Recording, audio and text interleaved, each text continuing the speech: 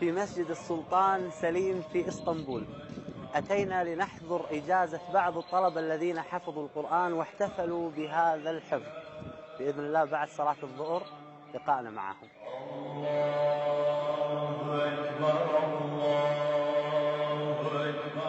كانوا يحتفلون بحفظ القرآن ويعتبرونه يوم عيد لهم. قرآننا نور مبين للعابدين مدى السنين، نور على نور لنا. واخترنا بعض هؤلاء الطلبة الذين حفظوا القرآن عن ظهر قلب واختبرناهم أمام الكاميرا. أختبرك شيخ. بسم الله الرحمن الرحيم. يا أيها الناس اتقوا ربكم إن زلزلة الساعة شيء عظيم. بسم الله الرحمن الرحيم. يا أيها الناس اتقوا ربكم إن زلزلة الساعة شيء عظيم. يوم ترونها تذهل كل مرضعة عما أرضعت وتضع كل ذات حمل حملها وترى الناس سكارى وما هم بسكارى ولكن عذاب الله شديد. والذين لا يشهدون الزور وإذا مروا باللغو مروا كراما. والذين لا يشهدون الزور وإذا مروا باللغو مروا كراما. والذين إذا ذكروا بآيات ربهم لم يخروا عليها صما وعميانا. والذين يقولون ربنا هب لنا من أزواجنا وذرياتنا قرة أعين واجعلنا للمتقين إماما.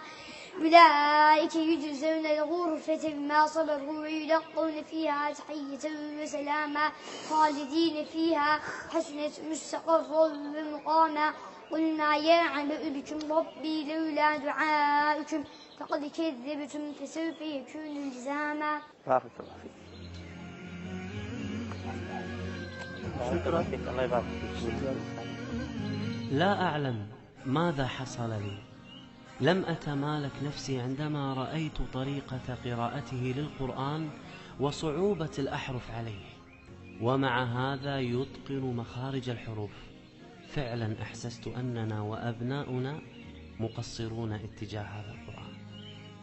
غالب اللي قاعد يتابعنا الآن في البرنامج يتكلمون اللغة العربية، ولكن في أحد فينا استشعر أن غيرنا مسلم ولكن ما يتكلم اللغة العربية، يبي يحفظ قرآن، يبي يحفظ له كم آية يصلي فيها في الصلوات الخمس، لكن ما يتكلم اللغة العربية. الله سبحانه وتعالى في القرآن يذكرنا ويعاتبنا وينبهنا لحبه لنا. يقول الله سبحانه وتعالى: أولم يكفهم أنا أنزلنا عليك الكتاب يتلى عليهم إن في ذلك لرحمة وذكرى لقوم يؤمنون. إن في ذلك لرحمة وذكرى لقوم يؤمنون. عندما قال الله سبحانه وتعالى النبي صلى الله عليه وسلم: أولم يكفهم أن أنزلنا عليك الكتاب يتلى عليهم. والله يا أخوان، هذه اللغة العربية اللي رب العالمين أعطانا إياها وأنا استشعرتها هني، ترى هذه حجة علينا مو حجة لنا. أنت سهل عليك حفظ القرآن وما عندك تعب، وهم عندهم مشقة. شوف الله سبحانه وتعالى ماذا يقول النبي صلى الله عليه وآله وسلم: فإنما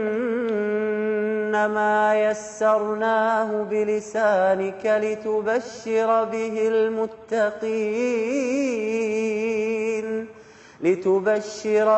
المتقين وتنذر به قوما لدا.